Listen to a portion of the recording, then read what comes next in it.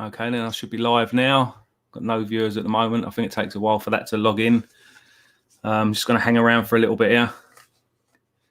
It's quite frustrating there. Oh, I've pressed the wrong button there. I don't know what I've done.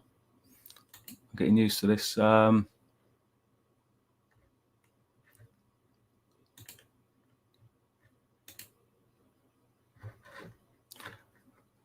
Max there commenting, hurry up. Why does that come up small? I must have it set on the... I'll have to change that. Got 2 people watching now. That's better. 5 people watching now, building up a little bit. Richard Edmonds can't make it today.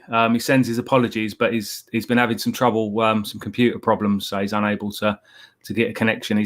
I say he can't make it. He did say he will try and get on a bit later, but he's not here. He's not here at the moment.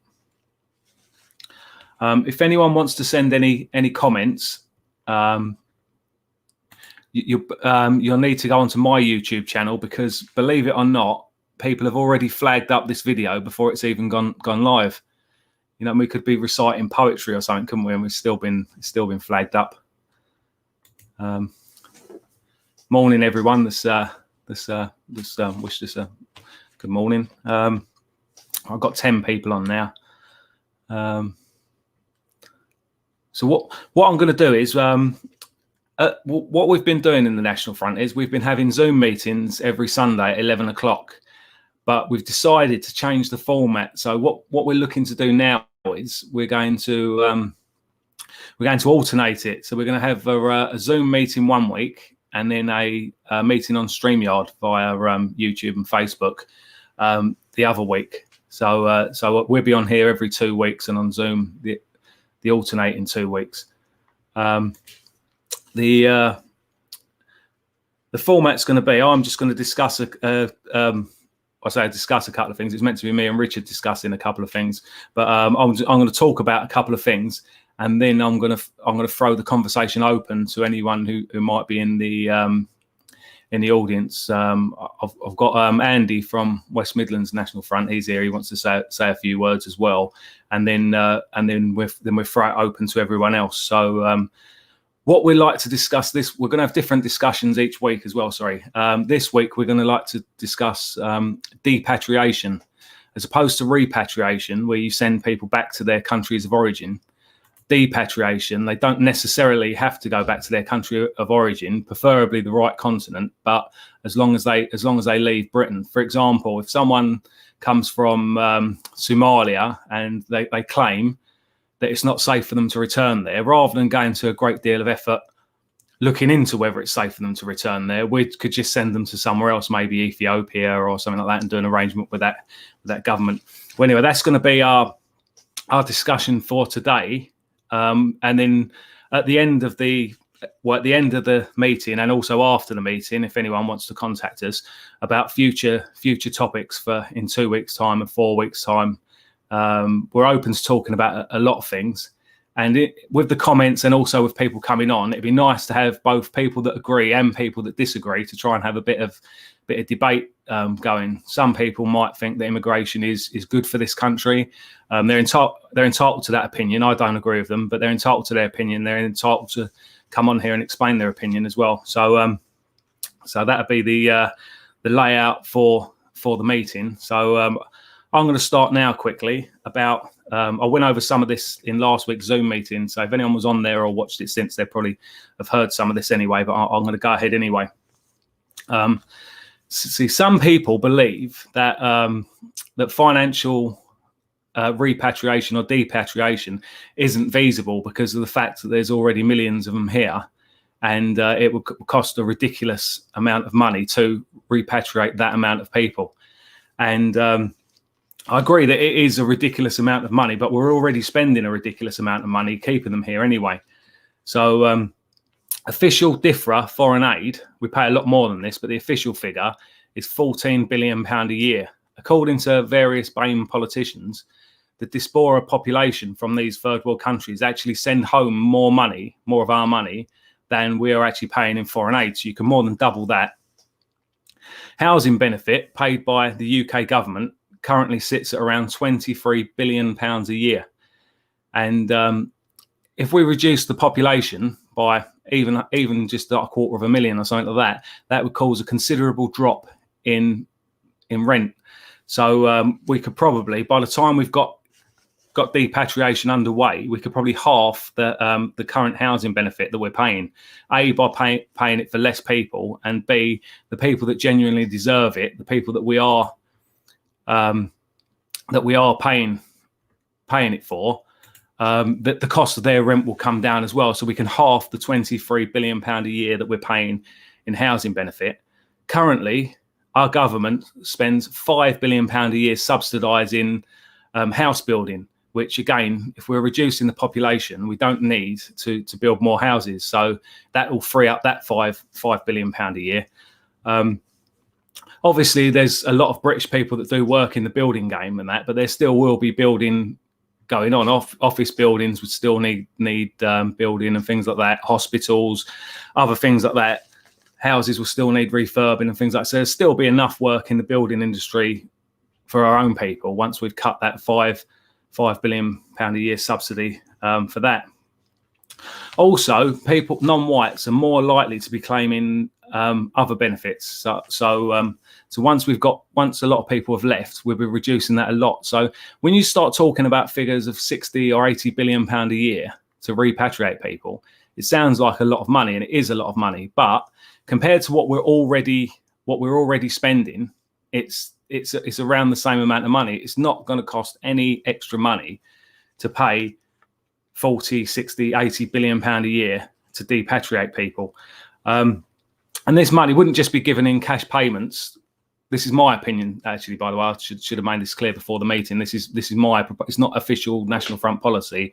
This is my proposal. So other people within and outside of the National Front obviously can put their side across, and we can change things here. But the way I would do it would be that if rather than giving it all in cash payments to the people leaving, some of it can be given in cash payments to them.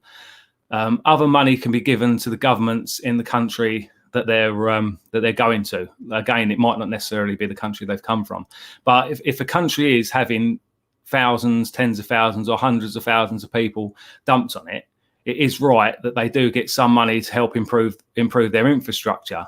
Not like the government's currently doing, where we're paying these countries to increase their own population via their birth rate. We appreciate that we would be dumping people on them, and they will need money to help with their infrastructure, and that's only fair. And one of the best ways I see personally to do this would be to create new cities, preferably like English-speaking cities within African and Asian countries, where the diaspora people from those continents, again, not necessarily those countries, but from those continents, could go there. They don't have to worry too much about speaking the language, because nearly everyone, probably more so than London, nearly everyone would speak English. So that's how I would spend a lot of the money, would be to actually create English-speaking cities within foreign countries, using the money that we're currently spending on foreign aid and housing benefit and other aids to people. So it's definitely financially doable. Another argument people have with depatriation or repatriation is the fact that a lot of doctors and nurses are non-white or non-British, and this is in fact true. But what people need to remember is that there won't automatically be a shortage of doctors and nurses because of these doctors and nurses leaving, because there'll also be less patients. Black and ethnic minority doctors are more likely to have substantiated complaints about them due to them providing a poor service and things like that. So it will improve the service in that area. Also, a lot of the operations and that are carried out by the National Health Service aren't needed. They're a lot of these operations are things like sex change operations and things like that people either shouldn't be happening or people should be paying for them themselves. There's no way that the National Health Service, the money that we pay to look after people that genuinely need it, should be spent on sex change operations, especially when a lot of this is aimed towards children. They're giving counselling and encouraging children to want to change sex, and they're providing them with hormone replacements and things like that, and disgusting things like that. So a lot of the services that are provided by the National Health Service, well, not a lot, but a small amount of the services that are provided by the National Health Service aren't needed. So there would be no long-term shortage of doctors and nurses, and the small shortage that there is can easily be the gap can easily be filled just by training more of our own doctors and nurses. When I was at school, I come from a working class area. Most people's parents done manual jobs or lower sort of office jobs, and the idea of becoming a doctor or anything like that was never sort of floated around. We wasn't encouraged to be doctors or something like that. We was encouraged to work on building sites or drive buses or work in warehouses and things like that. So again, if more of the money that we're spending educating foreigners abroad and on fair trade products that are paying to educate children abroad, if more of that was spent educating our own people and improving our own education, perhaps more of our kids, more of our grandkids could become doctors and nurses rather than relying on all these foreigners. So all we need to do is invest more in the training of our own people, and there will be no shortage whatsoever in the National Health Service caused by depatriation. So from that point of view, it's definitely doable anyway. That's about all I've got to say on depatriation. So we've got Andy here from West Midlands National Front. I'm going to bring him in. I'm going to let him speak for a couple of minutes or however long he wants to speak, and then I'll put a link in the comments in case anyone else would like to come on. Hello, Andy. I'm just going to mute myself. So you can talk. Thanks, Tony. With the figures that Tony's just been talking about, in the press today, it stated that 7,000 immigrants came into this country in the past 28 days. And people keep going on that, yeah, this is right to do, etc., etc. Well, it's not. There's 7,000 people that we have put up in hotels at over £100, £200 a day. We are paying taxpayers' money to keep these people. Even in the press today, down in Wales, it stated that they want to build a mosque in the camp that they're in. This is absolutely ridiculous. Some of the things that's going on regarding all these immigrants coming in. Another one in the press today, he'd been in the country 3 days, and the paedophile hunter group put a scam on, and they followed him. And it turned out that he'd been in the country 3 days, and he turned up because he thought these people was a 13-year-old girl. He'd been in the country 3 days. We can't allow this to happen. We have to stop it. Thanks, Tony.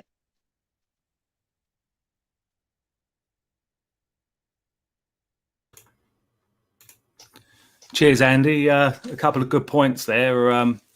First of all, someone said in the comments section, just as you started speaking, that their 85-year-old aunt had to pay for her cataracts, as she was told it wasn't bad enough to have it done on the NHS, paid in since she was 15. Again, one of these things is that the comment was by Debbie Green there. I don't know her 85-year-old aunt, so but I would assume that, like most elderly British people, they don't like to complain. They don't like to be a burden. You know what I mean? They go and, well, obviously they go and report it to the doctors and that, but they just sort of accept it, a lot of them, when they're told that they're not entitled to something or have to pay for it themselves and things like that, where a lot of these foreigners would just keep complaining. They'd be turning on the waterworks. It'd be like a soap opera down there, wouldn't it? And they'd land up getting it. and it's not right to expect our old people to sort of grovel like that and behave in the way that a lot of these foreigners behave. And it's absolutely sickening. I think an 85-year-old woman's cataracts is a lot more important than giving some pervert a sex change. Back to Andy's points there about the foreigners complaining. These illegal immigrants, they're coming over here, and they want mosques built in their camps where they're staying and in their hotels or whatever like that. It says in the Quran that when you're in they call it a kafir country, or just a non-Muslim country, or whatever they want to call it, they're allowed to just pray at home. They're allowed to miss out a couple of prayers during the day and do them later at night, and they don't have to have a mosque. They can just, I've said this many times in our meetings, that these people, they smell weakness and they want more. They can smell blood in everything you give them. I've now obviously never tried it, but I think if you was to walk up to one of them in the street and say, "Yeah, mate, here's 50 quid," and just give them 50 quid, rather than being like eternally grateful like most of our people would be, they'd be thinking, if he can afford to give 50 quid, how much more money's he got on him? And you'd probably land up getting mugged, wouldn't you, in a lot of cases. Whereas if you just walked past them, you probably would have been all right. So they've got, but again, in a lot of cultures, they don't really have compassion and things like that. And they know strength and they know weakness, and they don't mistake compassion for strength. It's nice to have compassion for our own people. I think it's important, and it's a good European characteristic. It's something that I'm proud of, and I think that it's a good thing for people to have when dealing with other compatible people. But when you're dealing with people that have no understanding of compassion, it's seen as a weakness, and you can't do it. A few years ago in Croydon, there was a fight, and a couple of asylum seekers got a little bit beaten up. At the time, it was made out to be some massive racial deal. They was attacked because they were asylum seekers, but it turned out that it was actually a sort of fairly multicultural group that had a fight with them. Some of them were white, some of them were black, others I wouldn't even know what to call them, and they had a fight with these asylum seekers. No one knows what it's about, but obviously the media, the local government, the local MP, they all decided that it was a racist attack, and it obviously couldn't possibly have been the fault of these asylum seekers. And one of them had a bleed on the brain and was in hospital. I think it looked quite bad for a while, but I don't think he had any lasting injuries. But one of his friends said that we wish we'd never came here now. And it's like, well, surely you're fleeing death. So surely no beating, no matter how bad it is, even if you lost an arm or a leg or something, surely it's got to be better than dying. It just goes to show how false a lot of these claims are. So and they're complaining about anything. It's not just the mosque as well. What do they want? Better beds as well? They can't sleep on the beds that British soldiers were sleeping on in these army camps. They need nice, new, comfortable beds. These people are supposedly fled for their life. You'd have thought a flat piece of floor would be appreciated. I remember when I went out with the army to Kosovo. We was out in when we first arrived in Serbia. We was having to camp on the floor, but it was like a car park, and there was like water running along the floor, and we literally managed to salvage a load of sort of broken pallets, and we lay these pallets on the floor, and then had our sleeping bags on them. And I think after a few weeks, we got a few of those sort of cot beds that you sort of got delivered to us, got provided by the army. But for the first few weeks in there, we were literally sleeping on broken pallets on the floor, and then you go from that. Wasn't the worst thing in the world, but you go from that to these asylum seekers demanding better beds. They can go back to where they come from and find a bed. I'm sure a comfortable bed would cost less in some third world country than it cost over here. That's about all I've got to say on it for the moment.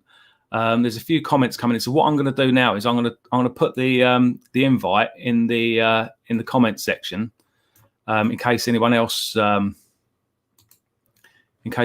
wants to come in. Where are we now?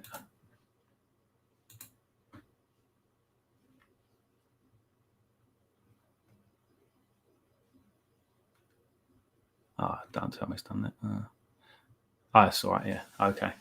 That's it. Yeah. No, it was. It came up that the comment hadn't gone through, but that's because of the on the national. Because at the moment, in fact, I don't think it must have not gone live on the National Front one. It's going live on my YouTube channel, but not the National Front one. So, all right, I'm just going to look at some of these comments now. I'll keep an eye out in case anyone else does pop in now. There's a bit of debate now. So what we've got here: the media jump the gun and report things as racism when it's not at times. But obviously, racism is wrong. It depends what you mean by racism, because there's different scales of what you would call racism. So. But would somebody consider me to be a racist? Because I believe in putting British people first, having a British homeland, and things like I don't despise or hate people because of their race, and I wish people all the best in their own country, regardless of what colour they are, what religion they are. A lot of people aren't compatible with European ways of life and shouldn't be living in European countries. But it doesn't necessarily mean that I hate those people.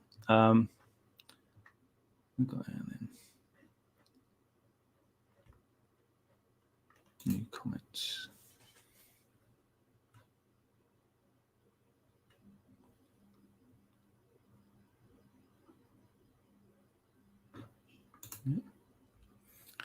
Yeah, warmth, shelter, and food would be greatly appreciated by someone fleeing war. Exactly, Chelsea Dan, that it would be, but the problem is that a lot of them aren't fleeing war. Although there are countries involved in war at the moment, I don't think there are any countries that are completely engulfed in war. In other words, that although it's probably not safe to live in certain regions of certain countries, people could move within those countries to safer areas. And when European countries have been faced with war and things like that, our young men of fighting age have rallied together and they fought for their countries, often against other Europeans, but still they've stuck around and fought. Where would Britain be if every time there'd been a spot of bother, if everyone had just jumped on boats and gone out to Somalia, Syria, Egypt, and places like that to plead asylum? We would have lost every war going, wouldn't we? If everyone had done that.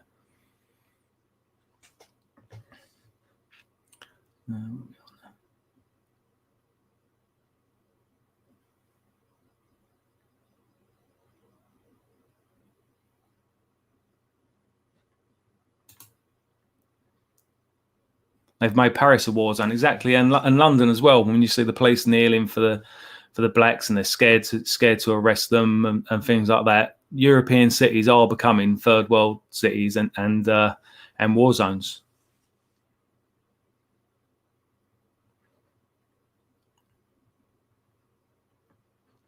Does anyone else want to come in? I've put the link in. If you scroll up the chat a bit, if anyone else wants to come in and say anything. We were hoping to have Richard Edmonds on here, but he's had some computer problems, so he's unable to come on at the moment.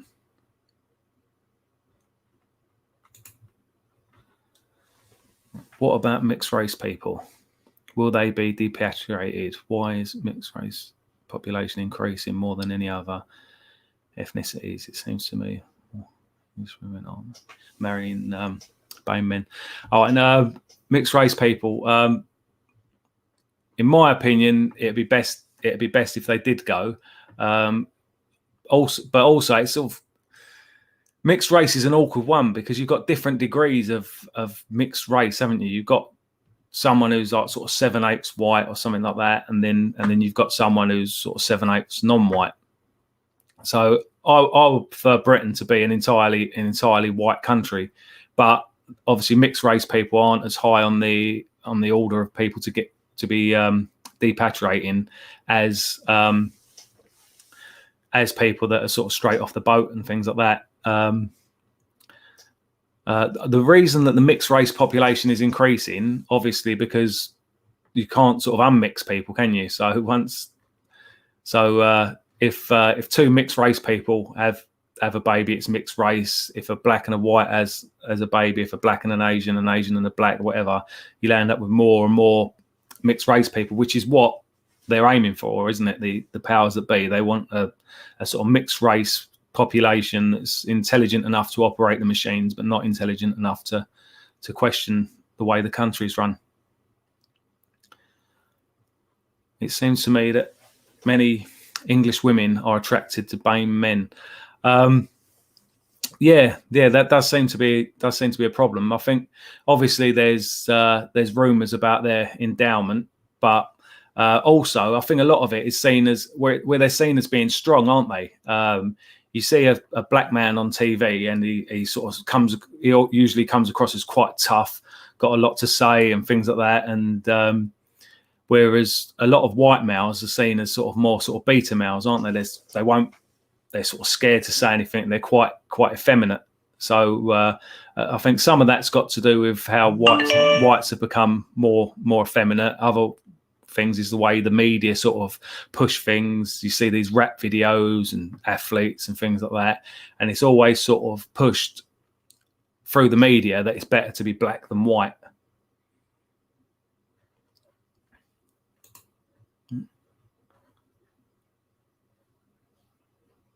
Yeah, that's what I agree with that as well. Big T88. Women are more attracted to mixed race men now because Hollywood and the media promote it a lot. Many models and actors are mixed race. Yeah, there's definitely a mixed race agenda. And again, with the media, they're trying to push the agenda of having more blacks and more mixed race people on television, when blacks are more represented by the BBC and newspapers and television and things like that than the indigenous British people. Than the indigenous working class people, should I say, rather than indigenous British people. When you watch a lot of these programs, when you watch things like EastEnders and Constipation Street and all these other programs and films and things like that, so often when they have a white working class character, they're portrayed by a middle class or upper class actor, aren't they? They've got all these toffs that put on some sort of Dick Van Dyke Cockney accent, Mary Poppins, and pretend to be working class. But the same people, they wouldn't dream, would they?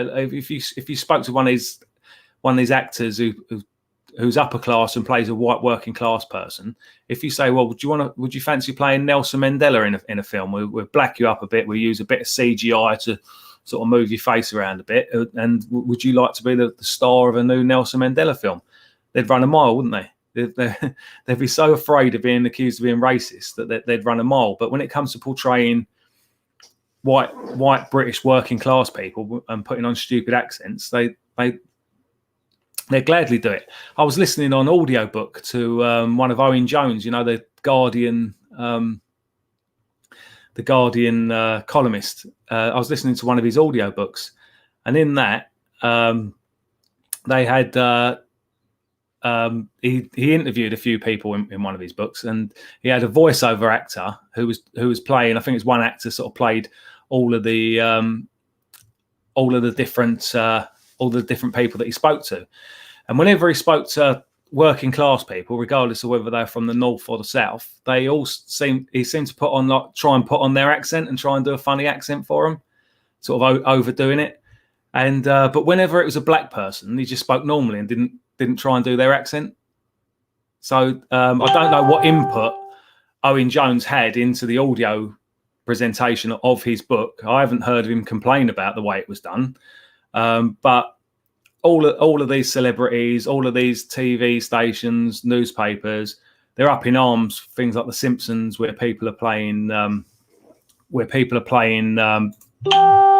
white or Jewish actors are playing black parts. Because with The Simpsons, a lot of the actors that were playing black parts in The Simpsons were actually Jewish actors, as opposed to white actors, as it was reported in the press. Getting quite a few comments coming on, but no one else seems to have come in the chat. You can, if anyone wants to come in, they can come in either video or they can come in just audio as well. If anyone hasn't done their hair this morning or anything like that.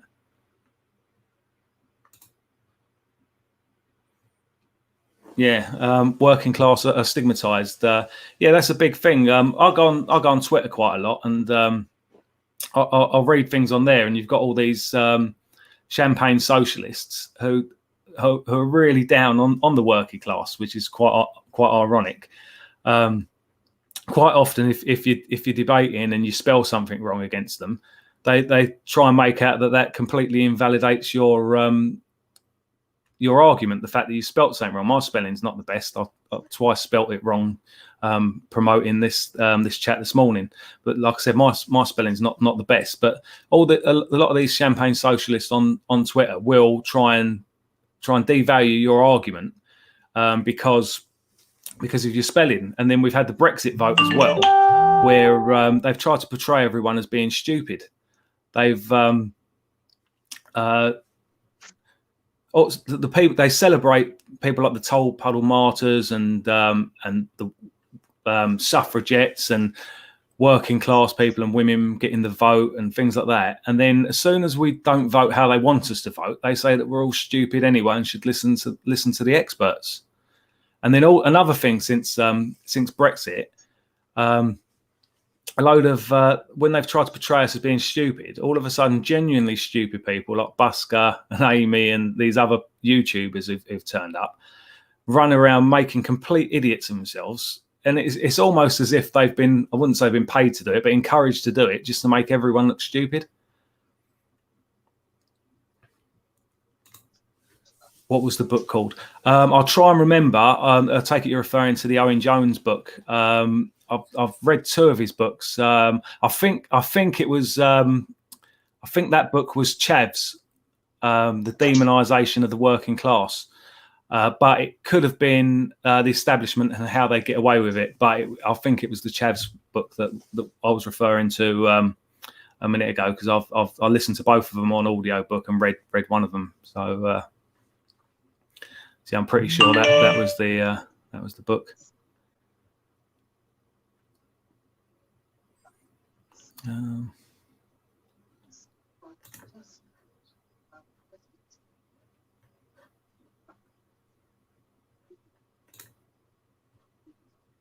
Champagne and cocaine socialist fools haven't a clue about life in 2020 Britain and the white working class. Yeah, that's a good point as well, Mac, as well.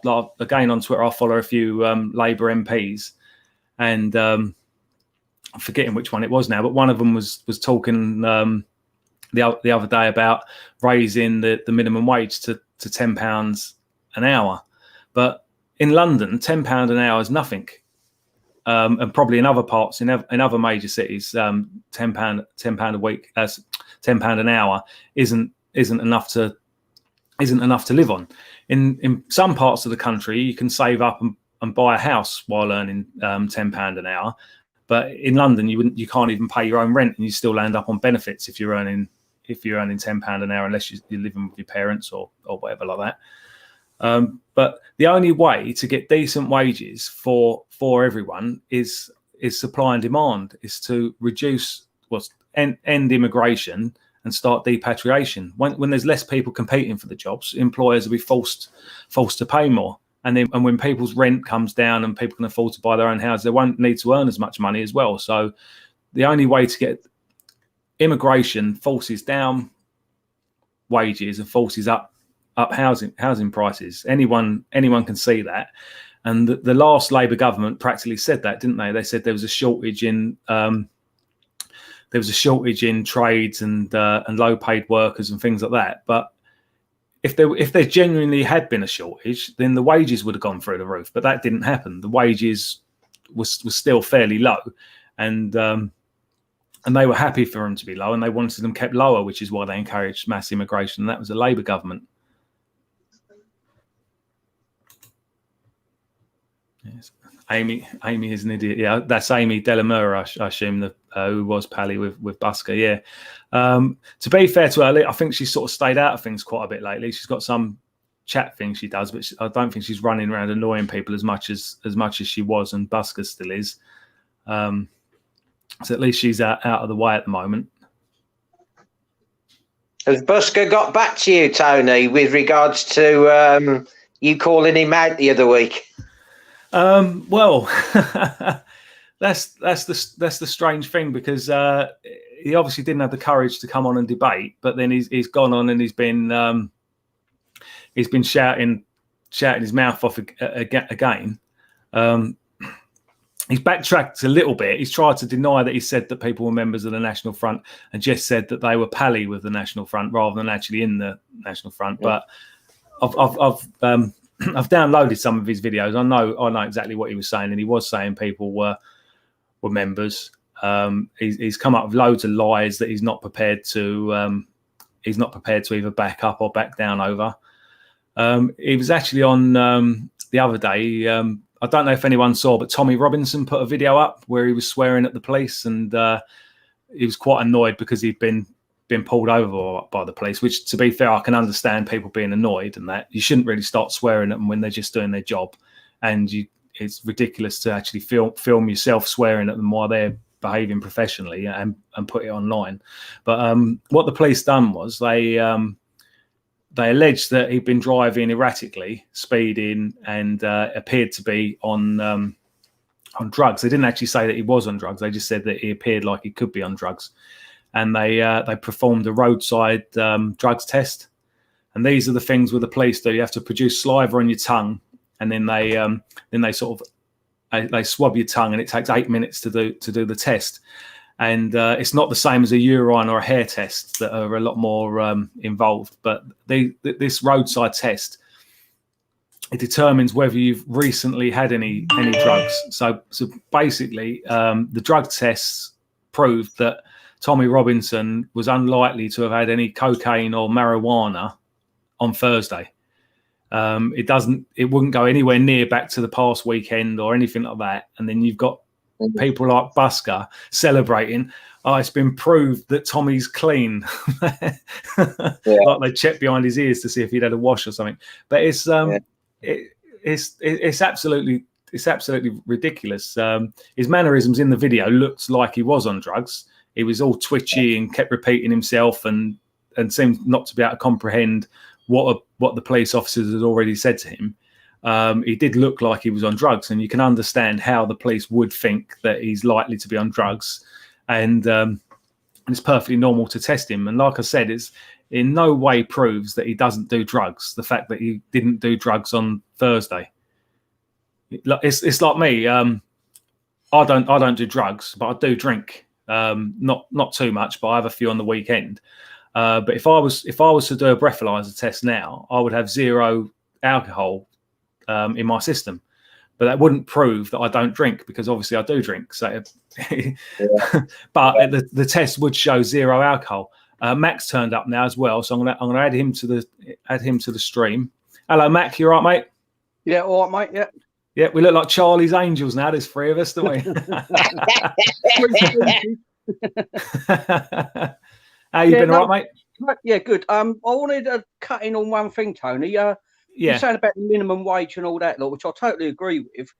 I mean, that's what there's such a scandal with young working class white families living at home, living on settees. They just can't get a foot on the ladder. No.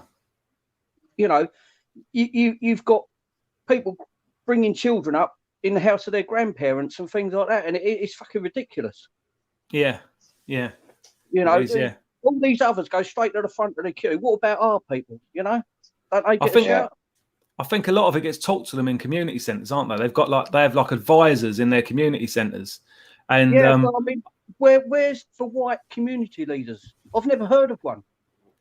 Well, I think it's the likes of us. You're looking at 3 of them at the moment. But as far as getting funding and that off the government and things like that, there aren't any. There aren't any. Yeah, to me, it's a scandal. If you're black, yellow, pink, or whatever, there's someone you can go to. People ain't got no one to go to. Well, a couple of points I was making last week was that one of them was like representation in Parliament. Although there's plenty of white MPs, there's not any, or lords or anything like that. There's not any that self-identify as white activists. Whereas there's plenty that self-identify as being black activists, Jewish activists, Muslim activists, and things like that. And again, that I'm not accusing them of anything that they wouldn't admit themselves. You know, I mean, David Lammy, Diane Abbott, they're proud to be black activists, and they wouldn't disagree with me saying that. Whereas there's no one career on the back of it. Exactly. There's no one in government, in probably not even councillors, but definitely not in either of the Houses of Parliament that identify. Zach Goldsmith's another one. He lost his seat, got put straight in the Lords, and he identifies as being a Jewish activist. He goes on about Jewish causes all the time. There's no one who will. There's a few people that fight for Christian causes and loyalist causes and things like that, but not specifically for white people. There's not out of 650 MPs and was it 800 odd lords? There might even be more than that. There's not a single white activist amongst them. And back to what Mac was saying about the community centres. If a black man or an Asian man wants to open up a black or Asian community centre, they need to just get a few people together, chip in a bit of their own money, and then they can get funding off the national lottery. Well, I'm not sure if they can get off the national lottery. They probably can, but I'll hold back on that for now. But they can definitely get it off national government and local government and also in London anyway off the GLA, and they can get it funded. They can say we want a safe space, an area just for blacks, and they get funding for it. Whereas if we were to open up a pub or a cafe and say, all right, we'll let a few blacks in, but we don't want too many of them in here, and things like that, they'd be up in arms. It was even up in arms the other day because a pub didn't want to let some travellers in, and it might not seem nice wanting to let them in, but I think we all know some of the trouble that's been caused in pubs by travellers, and but it's all right. People like Tyson Fury and that's saying that they should have let them in. But if the pub phones up Tyson Fury or writes to him and says, we just had our pub smashed up, can you give us 50 grand to do it back up again? He wouldn't want anything to do with it, would he? So, Tony, when I was like a young man working in London a lot of time, it was standard to walk past most of the pubs there and there'd be a sign outside saying no travellers. Simply for that reason, they'd smashed up so many pubs, caused so much grief to the local community, they weren't wanted there. People didn't want to go in there for a couple of pints and risk getting their heads kicked in or something like that, you know? Yeah. Also, as long as they got one of the older ones in there keeping an eye on them, they do tend to behave themselves. But then it doesn't take a lot for it just to all go off in a way that it wouldn't happen with other people. No, totally. Yeah. Totally. Back to the housing situation that you was talking about, Mac. Nowadays, you've got to bid for a house. How ridiculous is this? You're either in a gold band, a bronze band, or a silver band. Years ago, you could just go to your council office and they'd give you somewhere. Yeah. But Andy, right? Don't you think now all those people bidding, there's going to be a scale? How many ethnics can we let in? You know, and the whites are going to be at the bottom of that. They've still got quotas to hit, such to show how diverse they are housing everyone. Yeah. Yeah, more goes on than we will ever know. And we're at the bottom of the ladder in every bloody situation. Yeah, totally agree. Yeah, because I think a lot of it goes on need as well, doesn't it? Like if you can't speak English, haven't got any family in the country. And but they get a 4-bedroom house when there's an army veteran that doesn't get housed, that he sat on the street freezing. Yeah. Again, our people don't like to complain. Again, like I was saying, in their community centres, they get advised how to apply for housing, how to apply for this, how to apply for that. So when it comes to all sorts of grants and welfare, they're properly clued up on how to claim for it. And I've known someone who was waiting for a house and phoned up to see what was happening, and they said they'd been taken off the list because they hadn't they was told not to phone up, but because they hadn't phoned up for a few months, they was considered not to be at that great a need and taken off the list. But whereas the immigrants, they know to keep phoning up every week or every day or whenever they're doing it, and it's their people that are working in that the council employ to work in that. You've got to go and ask a black or an Asian for a house. If you don't keep bidding every Tuesday when they give these figures out, they, like Tony's just said, they will take you off the list. You have to keep bidding, and I think that's totally wrong. You shouldn't have to bid for a house. No. There's far too many veterans still on the streets when all these illegals that are coming into the country are being housed, put in hotels at £175 a day, and you got veterans freezing their nuts off on the street that's fought for this country. No, it's totally wrong. Yeah, no, it's disgusting, and we all know it is disgusting. You know, I mean, you ever ask for average person in the street, and they're horrified with the situation. They won't speak openly because they're to some extent scared of being called a racist or whatever. Yeah. But, you know, it's not the silent minority, it's the silent majority who are disgusted what's going on in this country, but they haven't got a voice. Not yet. No, not yet. No, exactly. Yeah. Yeah. Yeah. Janet's up here. They are spending at least $4 billion on building houses all over England for these illegal migrants. It's probably a lot more than that, really, because you've got the money that central government's paying, the money that local government's paying, then you've got the money that housing associations and private investors are spending, knowing that they get large returns. It's ridiculous the amount of money that's getting spent on them. Yeah. It's an obscene amount of money that could be put into other things. Is there anyone in the chat? I think most people seem on board, but is there anyone in the chat that feels we need immigrants or that they deserve the houses or anything like that? I know this is obviously a National Front. I know it's obviously a National Front meeting, but it's an open meeting. Is there anyone here from the Socialist Workers Party or anyone? Owen Jones or Paul Sillett or someone would like to hear from you if you are about and can justify your opinions. Busker. Come on, the busker, wake up.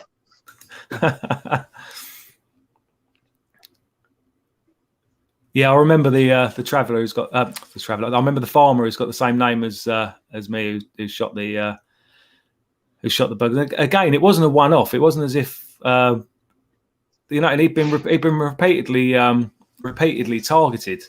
So I think the weapon was illegal or something. I could be wrong about that. So he was in the wrong to a lot of extents. Originally, they'd done him for murder, and then it got downgraded. But he's still done quite a bit of time. When the ideal situation would have been for the police just to deal with the burglaries in the first place, but they're scared to do it. If the police had done their job properly, he never would have shot. He never would have been put in that situation in the first place. I don't think people should go out buying illegal weapons or shoot people, but when they should feel safe in their homes. Exactly. I should definitely be able to feel safe in their homes without the need for that. Again, like America and Britain's, I support people in America having the right to bear arms. I don't think people in England should have that, because I think the difference is that in America they've sort of always had arms. It's part of their constitution, their right to bear arms and their right to defend their property. And we've seen from these Black Lives Matters protests that a lot of people are probably still alive because they've got weapons to defend themselves.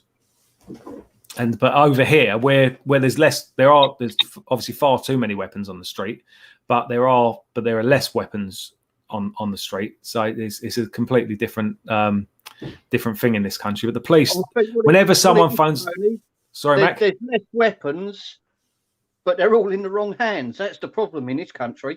Yeah, that's it exactly. Yeah, but even so, though, most muggers would use a knife or something, wouldn't they, rather than a gun? Yeah, they wouldn't use a gun in case someone nicked it. Yeah.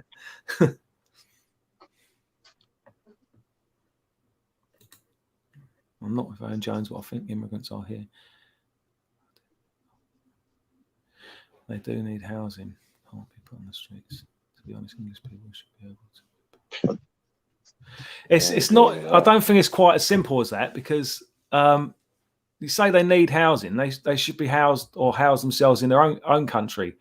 And as far as English people competing for jobs, like we was talking about £10 an hour earlier, and if you want to like live for 6 months or a year sleeping on a sofa, earning £10 a year, £10 an hour, save most of it up, and then go back to another country that's a lot of money, then £10 an hour is good money. But when Britain is your home and you're trying to build a life for yourself here, you can't survive on that same kind of money.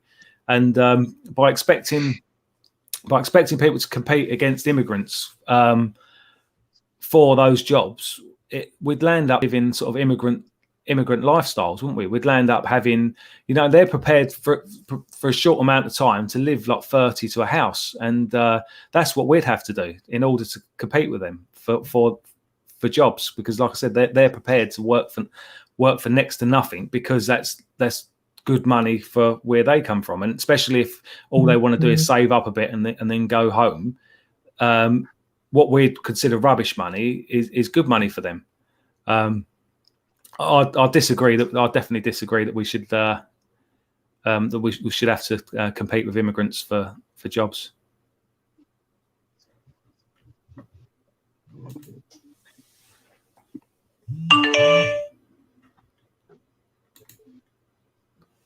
Is there an NF group in Birmingham, Tony? I think that's more one for Andy. That is Andy. Yeah, there's definitely a group in Birmingham, TT. If you go onto the NF website, my number's on there. Just give me a ring and I'll get in touch with you. Yep.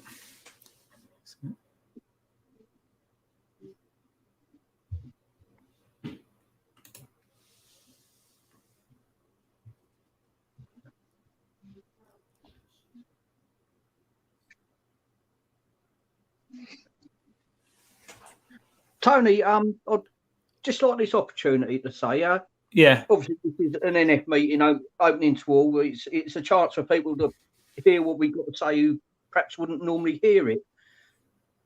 And just to state, this is a registered political party and has been for a long time. It's not some dark organisation or anything like that. Anyone is perfectly entitled to join. When things get back to normal, meetings are held. You'll meet, have a chance to come and hear what people have got to say. It's for too long the media have pushed us as the bad guys. We need to show to people that we're the good guys.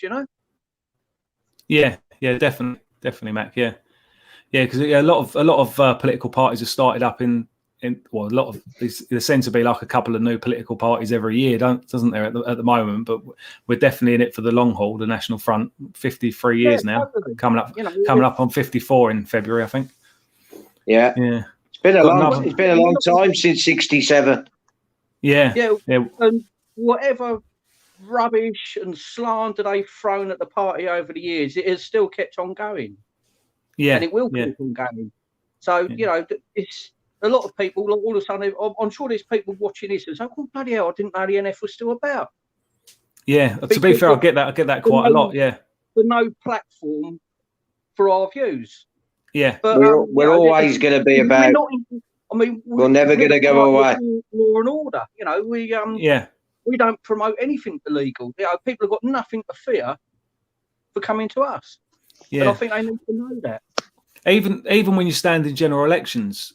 They used to say, like, if they had two candidates on from the two or three main political parties, that at the end of it, they would say, also standing in this election are the Monster Raving Looney Party, British National Party, National Front, People's Front of Judea, and whoever else they want to they mention. But they used to be required. I'm not sure if it's actually law on it. They used to be required to say who was standing.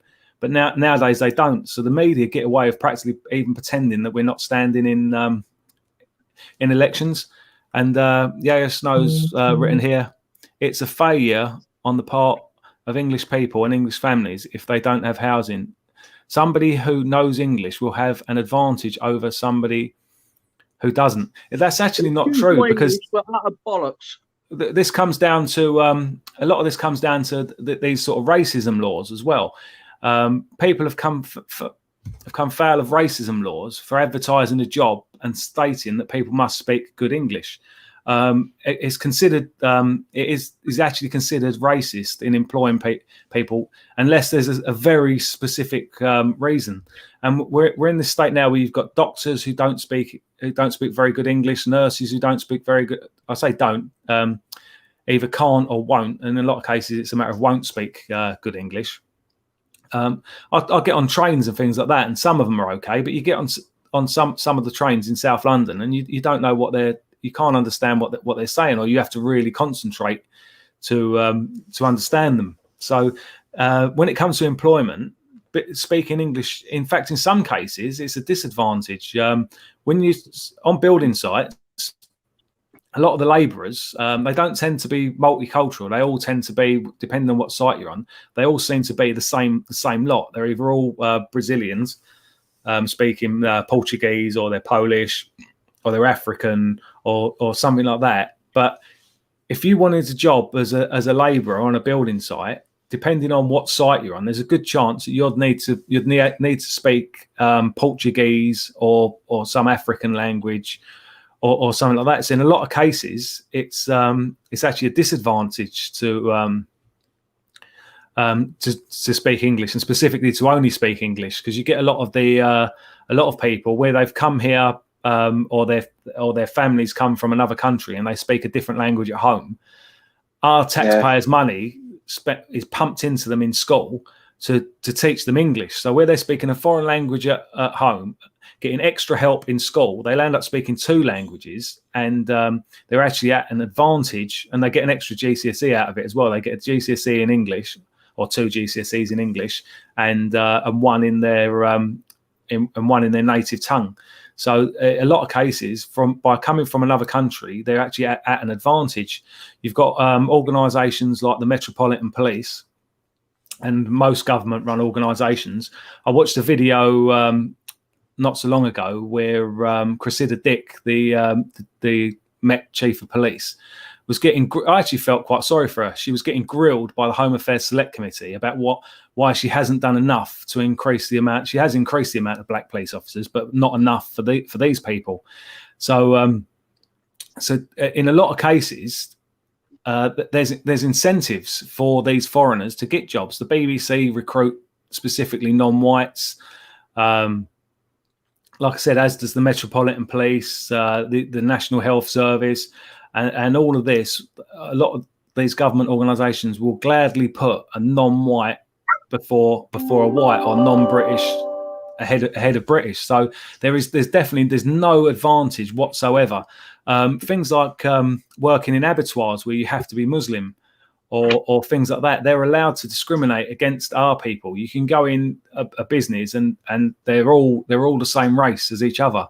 Whereas if in a multicultural area where there's plenty of white people, plenty of people from other ethnic minorities, but in a particular business, they all just employ their own, which they're allowed to do. So I don't believe there's any advantage when it comes to finding employment or housing in being Indigenous. And like I was saying before, when it comes to getting on a council waiting list, they look at, like, do you have any family living in the area? And if you've just come off a boat, either you haven't, or you can just say you haven't, and they don't know you're related anyway.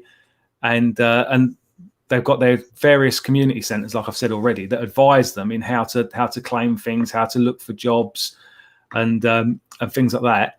If when I used to work on building sites, used to get it, like, a lot of the time the foreman had just taken automatic dislike to someone. Sometimes it was me, sometimes it was someone else.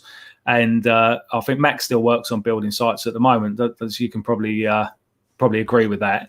But and you've just sort of got to get on with it. Either leave and get on a different site, or just get on with it. Whereas someone who's non-white or non-British can just claim racism.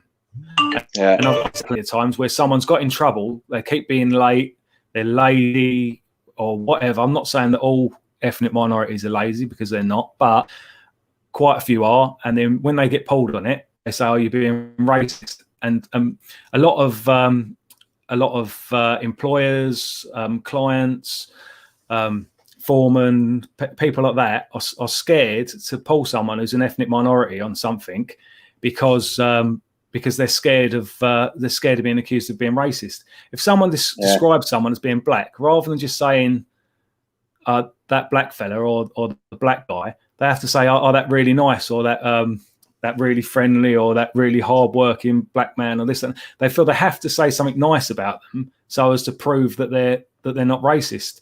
So I can I cut in on this? Yeah. One time I was like working as a foreman, and had this fella with a turban on his head turn up, and I couldn't understand him. He had no tools. He obviously couldn't do the job. He had no tools to do the job.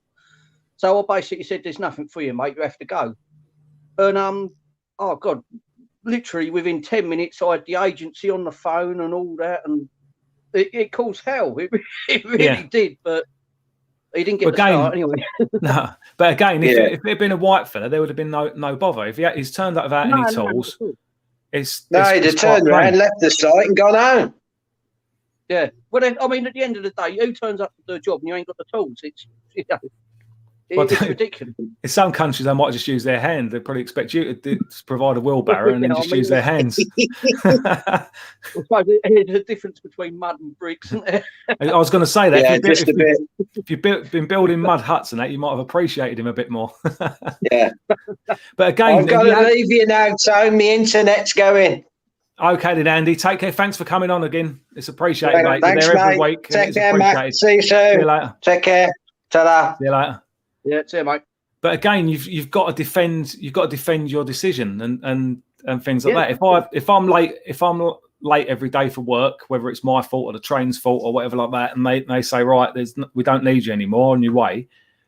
That's it. I'm gone. But if someone's not white or not British, they've got another level of adjudication, haven't they? They can say that's racist. In the wallet, don't they? and a lot of the time, even when the employer's got them banged to rights, it's easier just to say, "Sorry, I will give you another chance" or whatever, and things that I've known. It's so many non-whites or non-British people that perform a substandard job and get away with it because people are scared of being called racist. Yeah, no, totally. I mean, but that's from top to bottom. You know, in a variety of things. It's almost like some firms feel they've got quotas they've got to fill, and as you say, they're terrified of the fact that if I got the sack tomorrow, I think, oh, I've got to find another job. But they go straight to their thing, bleeding and crying, and I've been victimised.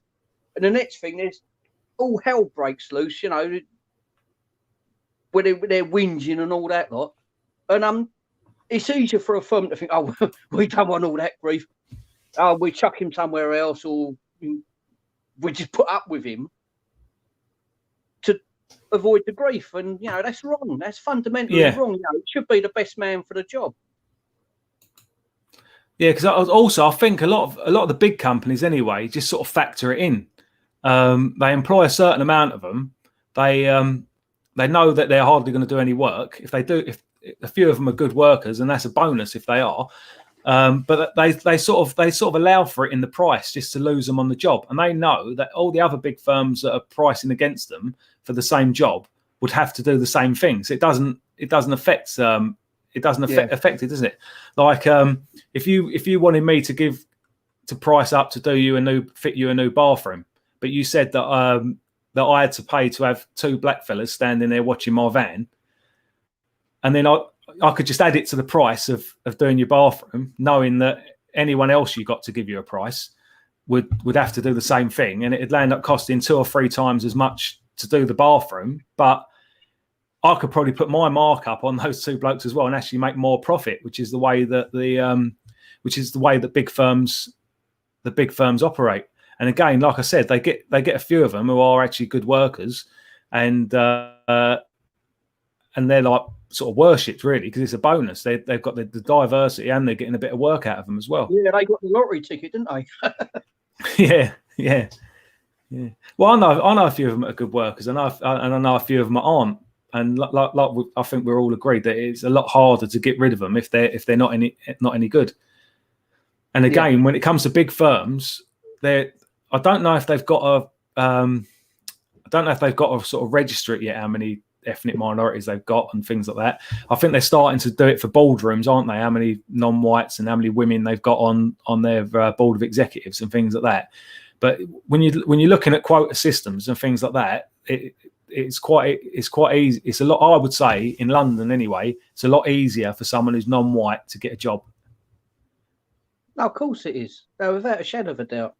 Even things like the political banning and that, from being members of the National Front, we're banned from working in prisons, police force, not officially in education, but you'd never get a job if it was known, no. And things like that. But then if you was to go for any of these sort of pro-black, pro-Jewish, pro-Muslim, any of these organisations that are basically like the National Front, but for an ethnic minority instead of for white people, you wouldn't be banned from any of them. You'd be quite welcome to work in the police force or the prison service or anything like that. No, very true, Tony. Very true. Yeah. All right. Has anyone else got anything to say? Does anyone else want to come on board?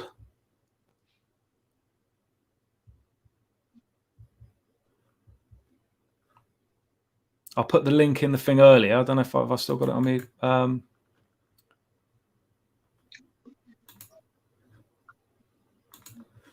So I've put it in the in the chat again. If anyone wants to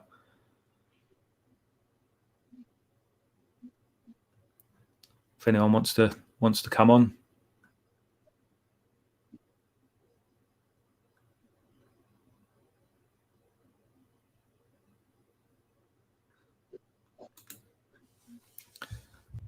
Without a doubt, it's common knowledge. If you're a global majority like Muslims or Africans, you have an advantage, definitely, yeah.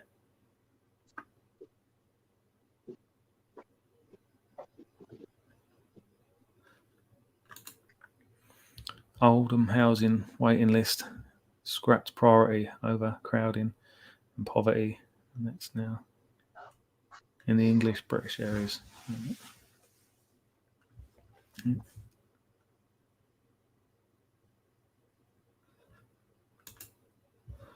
In the 80s, most schools in Britain had white teachers. Yeah, I think when I was at school, they were virtually all white. The teachers, about half the pupils were non-white, but I think we might have had one or two non-white teachers in my school, but all the rest of the teachers were white. I mean, I finished school. I think it was 85, something like that. And I think I had the last decent education, when we were taught British history and stuff like that. Because after that, all of a sudden, it just seemed to go so far to the left. Yeah. When I was at school, most of the teachers were sort of lefties, and I went to a rubbish school, so a lot of them were there because they couldn't get a job somewhere else, so they weren't the best of teachers.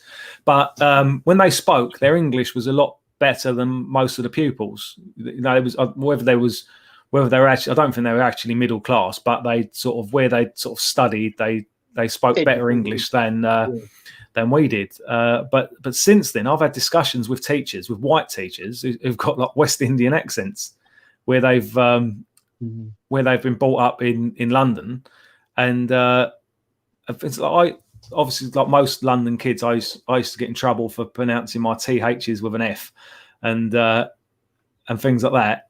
But for saying thing instead of thing, and things like that. Now you've got all these. They're saying ting and rast and don't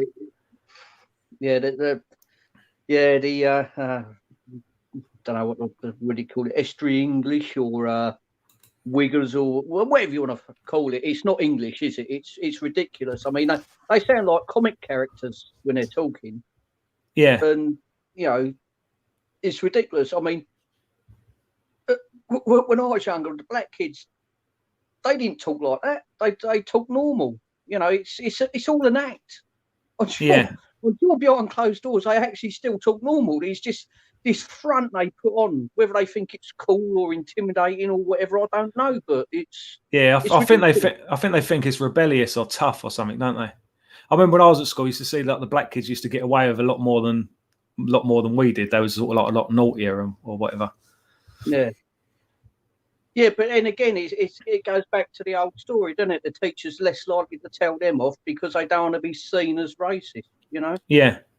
Yeah, if there's a fight, down doesn't matter. Yeah, when I was at school, if you had a fight with a black kid, regardless of what it was about, especially in the earlier years, it wasn't even about racing. It was towards the end, but in the earlier years at school, you might have a fight over who's the toughest or who's better at football or something, and then it'd automatically be the white kid's fault over the black kid. Yeah. And they could get away with anything. We've had a comment here like, "What's the situation in Croydon?" Would have thought that it was an NF stronghold. I wouldn't have thought that it's an NF stronghold. It's not really. It's I think at the last census it went over the 50% mark to be non-white. South of Croydon still it's kind of like three different areas. Croydon, you've got the north of Croydon, which is like it's more like Lambeth. It's like pretty black and non-white. Then you've got the Croydon Central, which is like the mixed up sort of bit where there's like lots of whites and lots of non-whites, and it's mainly working class, but they've got some upper class sort of bits and some expensive houses and some of these new modern tower blocks that are going up. And then you've got the south of Croydon. There's some bedsits and that there, but on the whole, it's sort of like mainly sort of stockbroker belt. There's like multi-million-pound houses and things like that. Again, it's difficult. As far as being a National Front stronghold, it was obviously brilliant for the National Front in the 70s. We had our office. I say our office. I wasn't involved in, but the main head office for the National Front was in Paulson's Road. It's still on a lot of the old leaflets and things like that, but it's sort of the Communist Party of Great Britain's based in Croydon. They share a building with the Labour Party for Croydon. We've got Luna House where all the asylum seekers have to go to get rehoused. We've had a few demonstrations there over the years. We'll have to be organising another one, I think, fairly soon.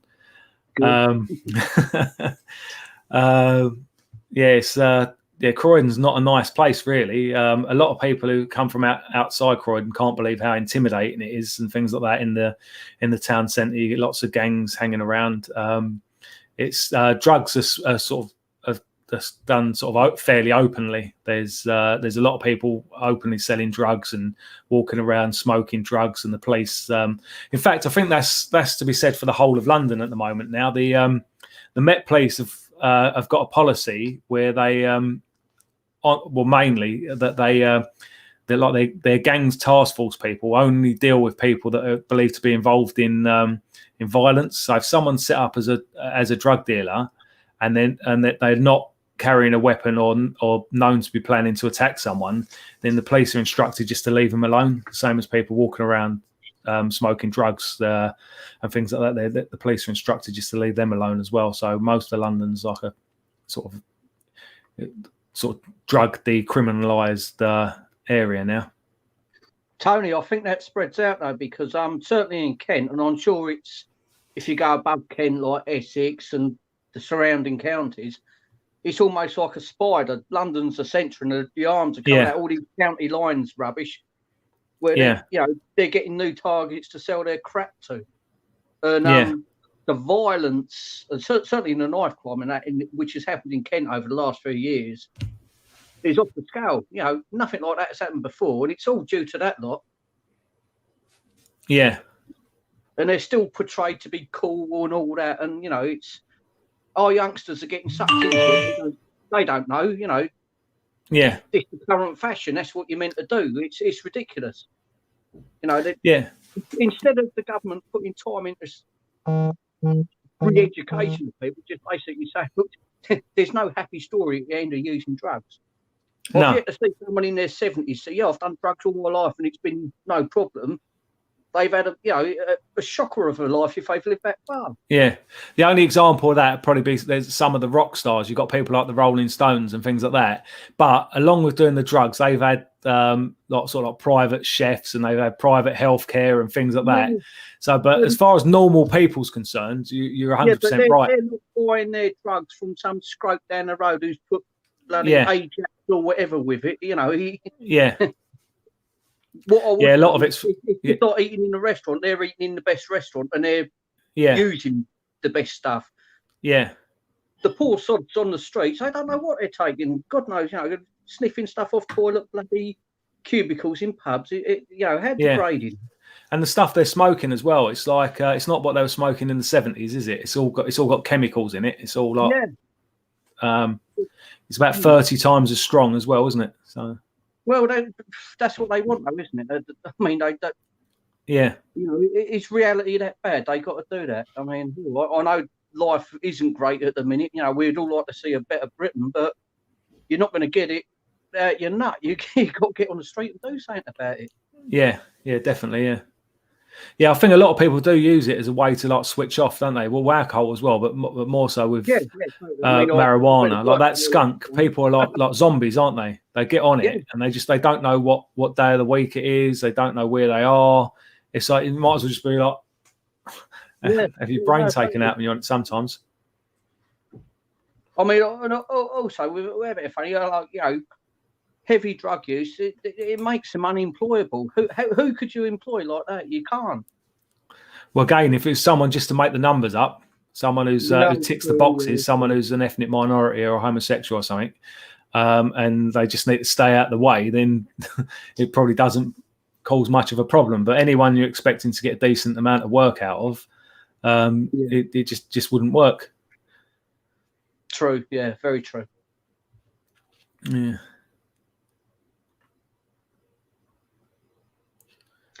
That's another point about walking around with weed in the air. Yeah, totally agree.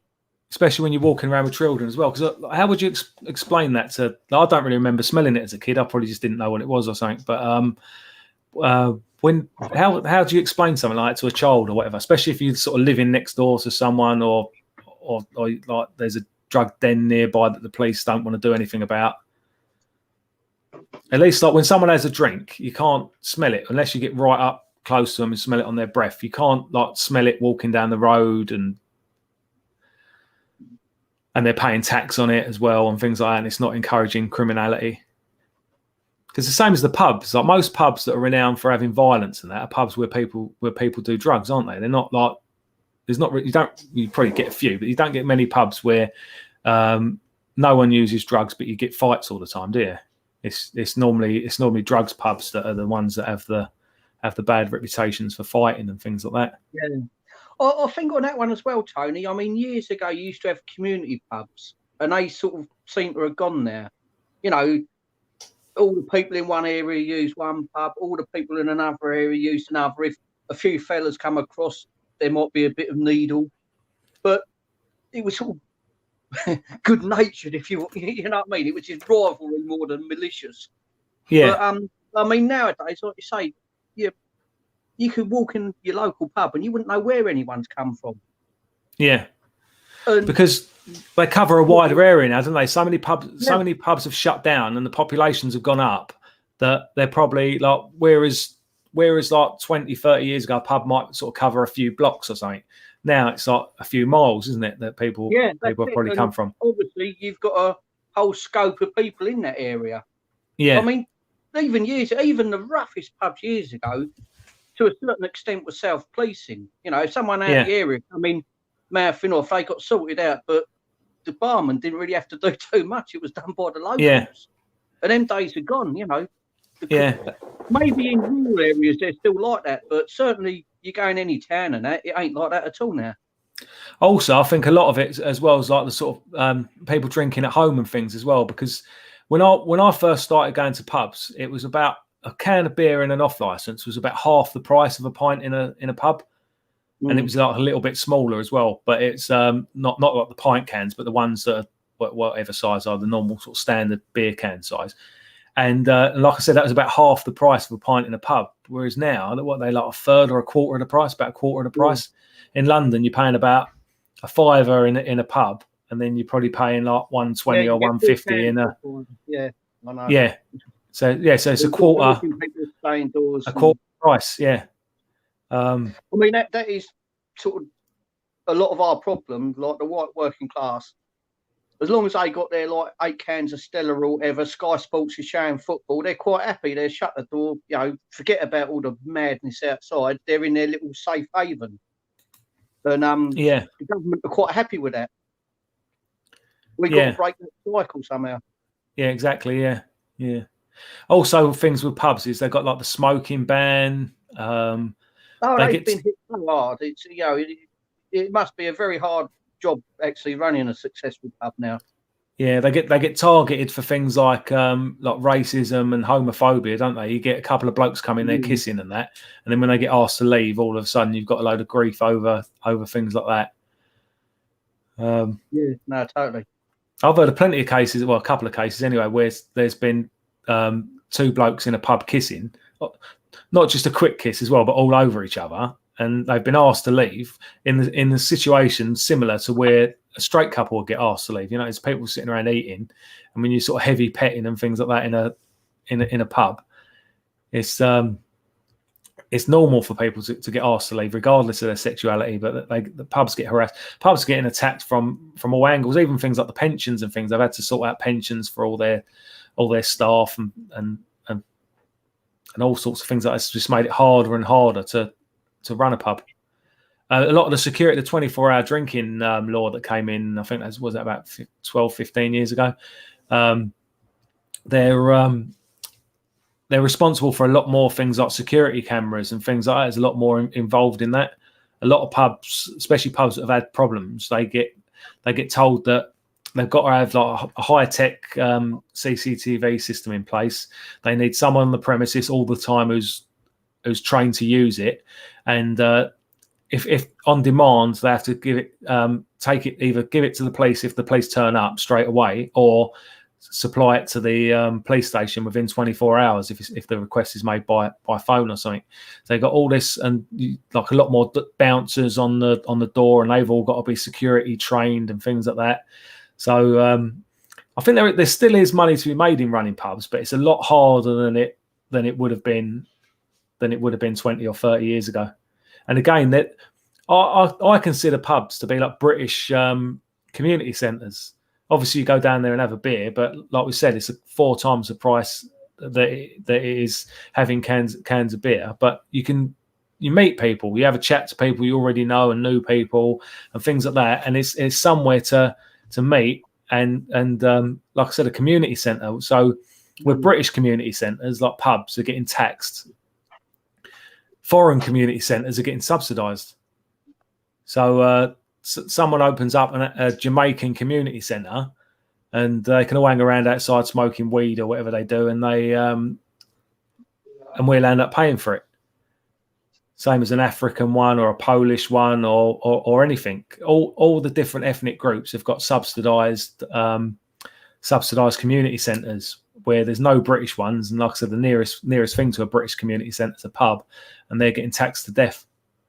I think what a couple was it last year? I done a alternative budget when the budget came out, and one of the things that I put into that was that there should be like a reduction in duty on beer or on alcohol when served on the premises. So for like pubs, clubs, and hotels, they pay a lot less tax on the beer, whereas corner shops and supermarkets, you'd still pay the same amount of duty on them. Mm. Yeah, I mean, to be honest, that's a bit similar to that the government scheme that buy out, eat out to help thing, and that certainly put people back into establishments. They did it so soon was the problem, and then they were going back into lockdown afterwards. But it was a good idea, yeah. I mean, it just shows people do want to go out, and they will if it's affordable. It's just unaffordable for a lot of people at the minute. Yeah. Well, I think they've done that as a bit of a stunt, rather than just doing a 1 month thing like that. it'd be better if they sort of helped out in the long term, like I said, by reducing the duty on beer. Or I mean, that was just, they knew people was getting fed up with all the restrictions and all that. That was like a crystal bell, and it worked, you know. Yeah. I only had something to eat once. In fact, I would have gone in anyway because I just thought I was having something to eat after work. I went in a Wetherspoons and it cost like £4 to have a meal. So it was, it was quite appreciated at the time. But like I said, I think they did it too soon, didn't they? Because now that we're looking to go back into lockdown. Yeah, I mean, well, this whole COVID thing is another subject altogether, and like, everyone's got an opinion on it. I mean, I personally, I think it is a bit of a scamdemic, and we're all being played for fools. But that's my opinion, you know. Yeah. Dual-faced monkeys put up here, comparing Busker to nonce dog is grossly unfair to dogs and nonces. It might be funny. It might sound funny things like that, but to be fair, I don't agree with calling anyone things like that unless they actually are. There's been I was talking to James Goddard a couple of weeks ago, and that little veteran had called him a nonce. And again, I think you shouldn't really cheapen anything like that by calling someone that for the sake of it. Fair enough if they are. Then they should be reported to the police or whatever like that. But I would never call anyone a dog nonce or any other sort of nonce like that unless they actually were. So yeah, I wouldn't really call anyone that. Yeah. The pandemic is here to kill off the rest of the pubs, amongst other things. Yep. Yeah, because they fear people getting together and talking, don't they? So, which is another reason why they're shutting down on the internet so much with all the restrictions on Twitter and Facebook. Did anyone see about David Lammy, where he'd made a complaint to the police about a death threat, and it was quite ridiculous, really, because it looks like it probably came from Greece by the name. It had a Greek name. I suppose it could have been somewhere in Eastern Europe, but it had like a Greek-sounding name. Someone told David Lammy something to be careful, or he'd land up hanging from a lamppost, which is obviously a reference to Mussolini. And Lammy reported this to the police, who investigated. I'm sure if I received a tweet like that, or any other nationalist received a tweet like that, the police wouldn't bother investigating it. But the police investigated the tweet, and they got in touch with Twitter, and Twitter got back to them that they're unable to provide them with the information they were looking for. I don't know the details, but I would have thought that if someone's in a foreign country, then Twitter, as an international company, are governed by that country's data protection laws. So that the Met Police don't have any jurisdiction in that country. So the Met, who closed the case of the supposed death threat against David Lammy, and where all the Met could really do would be to contact the Greek police, and I'm guessing it's Greece. It might have been a different country, but to contact the police in that country and get them to investigate it. But you can't expect Twitter to be giving out people's details in foreign countries to the Met Police, because again, it's outside of their jurisdiction. And the Met Police's jurisdiction is London for general policing, and then all of the UK when it comes to terrorism and a couple of other things. But not people that they want it all their own way, don't they? People like David Lammy. Some of the again, playing the race cards and that all the time. People don't dislike him because of the colour of his skin. They did, all his supporters are going on there. All the amount of abuse he has to endure just because of the colour of his skin. But it's not because of the colour of his skin. Some of it's abuse, but the majority of it is genuine criticism he receives because of his politics, because he's genuinely a nasty piece of work. The same as Diane Abbott. They said a couple of years ago, she saying that half the abuse received by MPs was directed at her, a half or a third or something like that. So that in itself proves that it isn't racism, because there's plenty of black MPs. So if it was all just because of race, then she would get an equal amount to the other black MPs, and she'd get like 2% of the abuse. But what it comes down to is, firstly, she probably gets a lot of abuse because of her politics and because she is a genuinely vile IRA supporting scumbag, anti-white, this, that, and the other. And secondly, it's the definition of abuse. A lot of the time, she's blocked me on Twitter a couple of times. I've never sent her any abuse. I don't know if she's reported any of my tweets, but I've definitely never sent her any abuse. I've sent her genuine criticism that's politely worded and things like that. But these people just can't, they're getting paid 80 plus grand a year. What's it gone up for? Or it's going up $3.5 grand more. And they're doing that, and they still don't want to receive any criticism, and they put it all down to abuse and play the race card.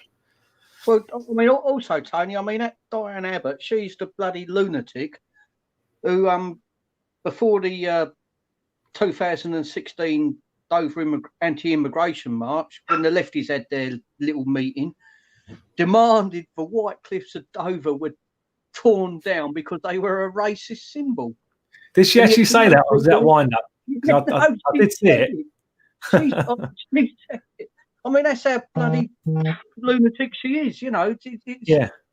And to most people, regardless of their political stance, whether, you know, they're whatever party they support, they see the White Cliffs as, you know, a culturally important part of Britain. I mean, these people despise Britain. They want it torn down. There's nothing we hold dear they want to protect. No, statues, everything. Totally.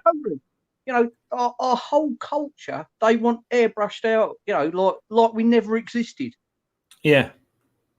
Well, they say that, don't they? I think they teach it in schools now that there's always been blacks here and things like that, which other than a trace, you know, other than a trace element, yeah. I think I think television thing, they must squirm when they show old news clips when all you see is white streets. Yeah. You know, they must think, oh no, we've done it again, shot ourselves in the foot. We're proving it happens, you know what I mean? Yeah.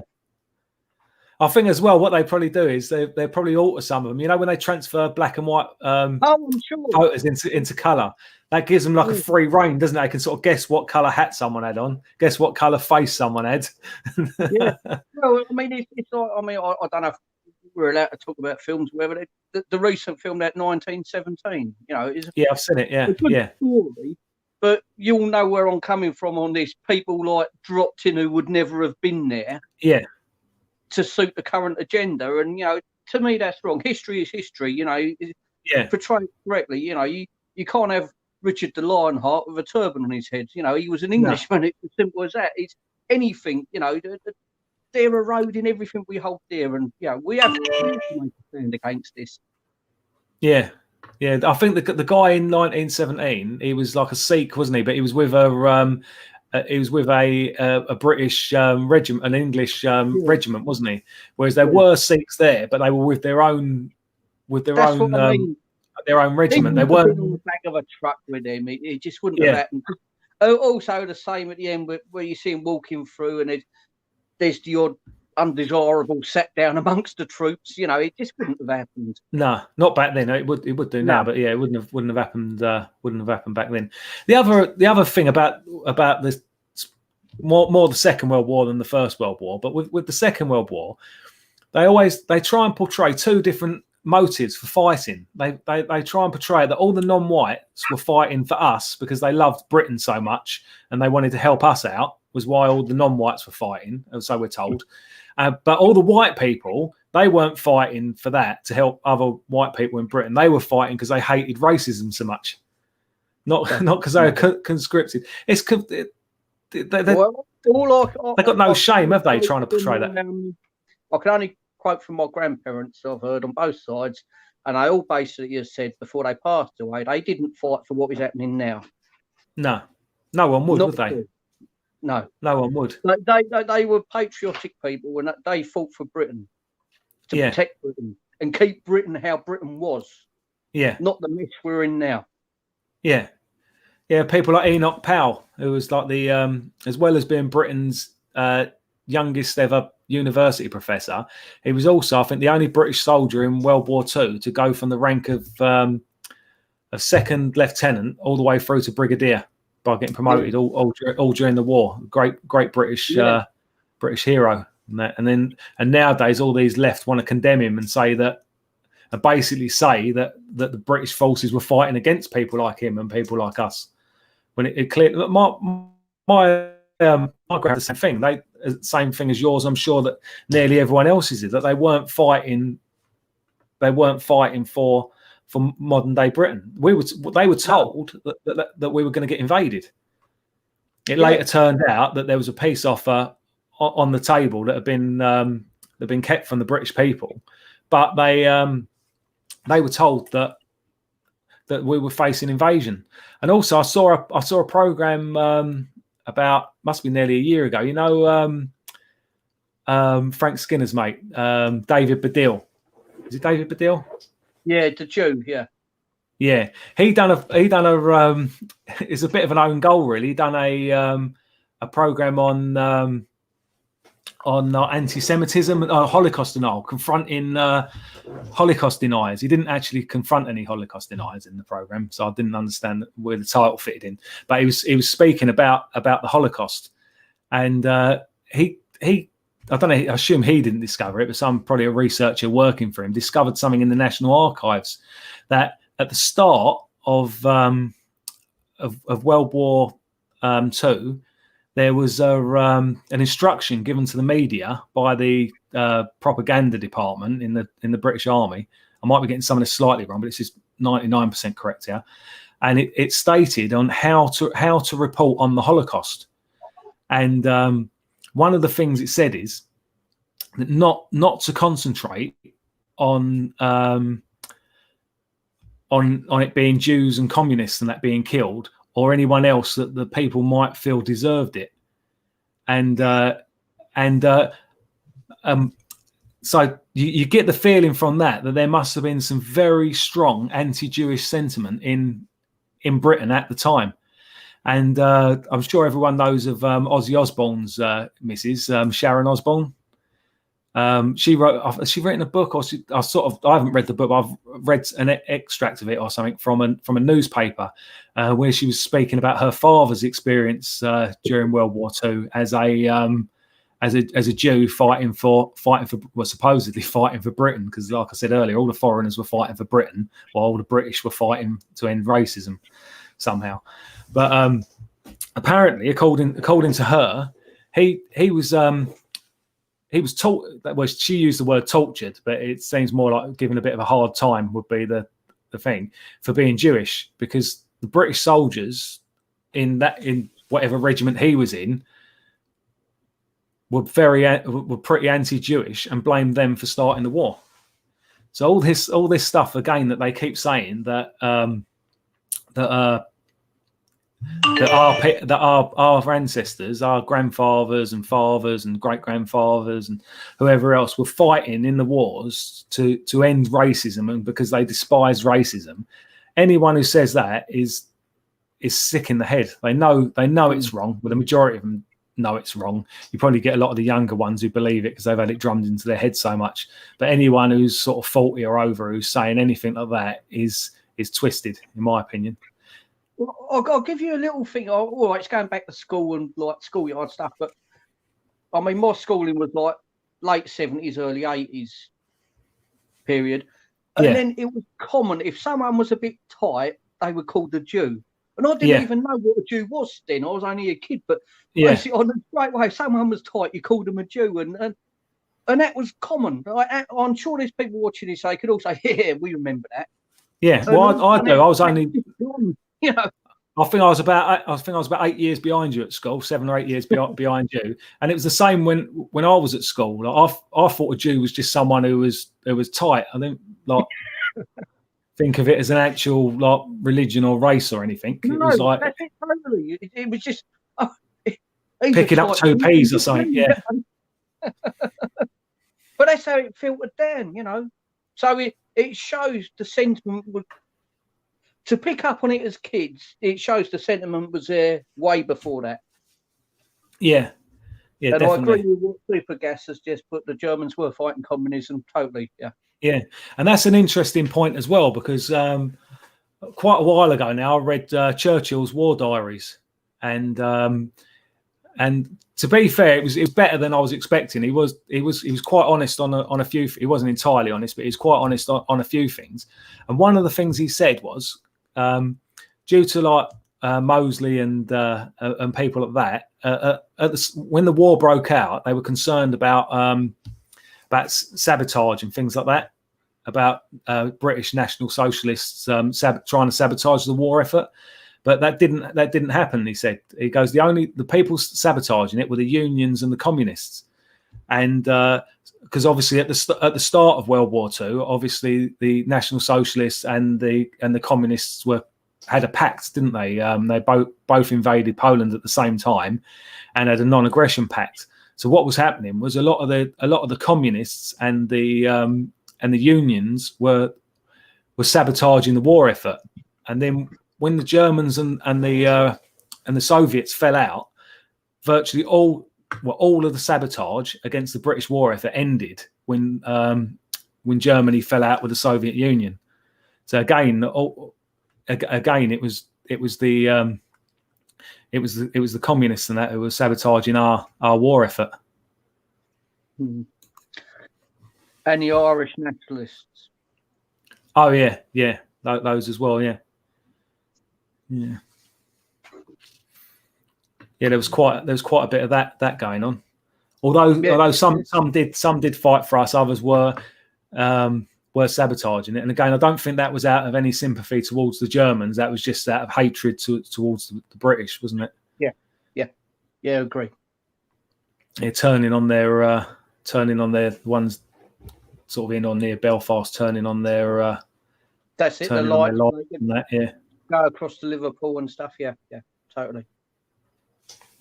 And that's all been airbrushed out, hasn't it? yeah, a lot of it has,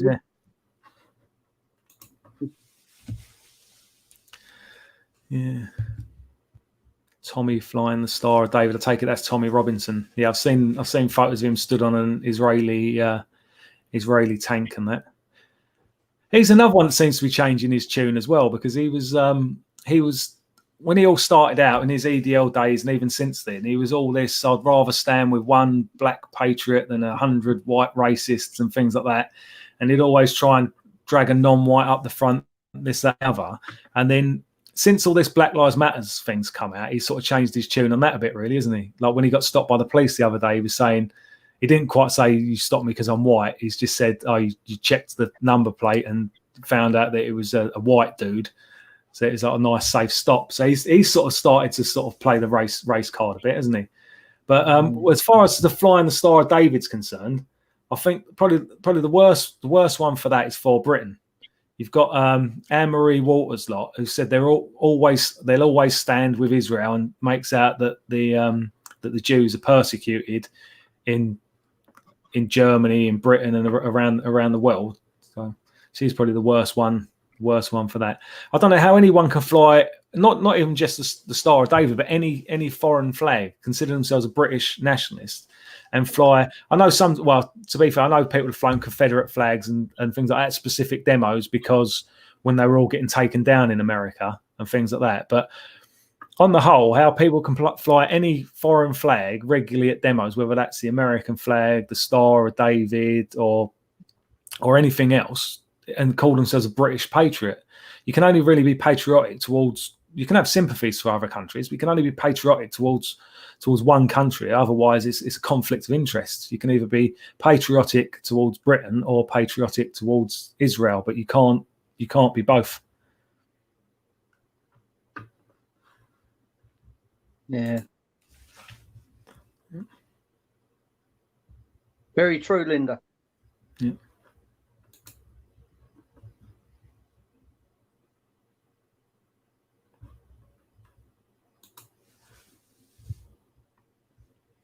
Yeah, none of those groups are a proper white nationalists. That's correct. Yeah.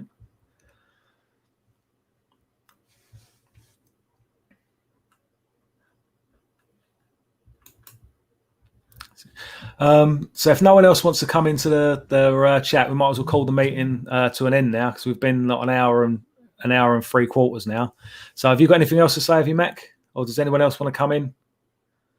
I'll keep quiet just for a second in case anyone wants to come in, and then I'll finish up. I need to give you a bell later about something. What time's a good time to phone you, Mac? Anytime, mate. Anytime. Oh, I'll probably phone you just after we get off the meeting then. Yep, good. Yeah. No, but basically, I would say to anyone watching, consider joining the National Front. You'll be in good company. It's the end of the day. We can only get further with more support, and that support can only come from you. Yeah, that's right, Mac. Yeah. Also, it's now that we're in October, if any new members join, they get next year's memberships. There'll be a 2021 member if anyone joins now. The links on the website, on both the party websites at the moment. I don't do that much on the National Front website because I'm a little bit disheartened because of what happened. I put so much work into that last website that got taken down. It's a bit disheartening, so I've just got sort of basic information up there. I do intend to do a bit more on it, but the entire internet isn't safe for us, is it? We all know who controls things, and the Home Affairs Select Committee are bang on it with getting things taken down. The harassment they actually get top executives, not the top, but near the top executives from Facebook, Twitter, and Google, and they take them into Parliament and they give them a bollocking like naughty schoolboys. So, so all right, and so thanks very much everyone for coming. What we'll do is I'll put a link in to the comments thing on my YouTube channel. I don't think it's gone out on the National Front one. I'm not sure what happened there, but we have Zoom. We're alternating between Zoom and StreamYard each week. So obviously we're on StreamYard this week. So next week we'll be having a Zoom meeting. If anyone wants to come on that, it's a slightly different setup. So we'll be on Zoom next week. And also, if anyone can think of any other topics they'd like to discuss, either drop us an email, put it in the comments section, or whatever you want to do. So, okay, then. Thanks very much, everyone. I'll bring the meeting to an end. Take care, everyone. Thanks. Bye.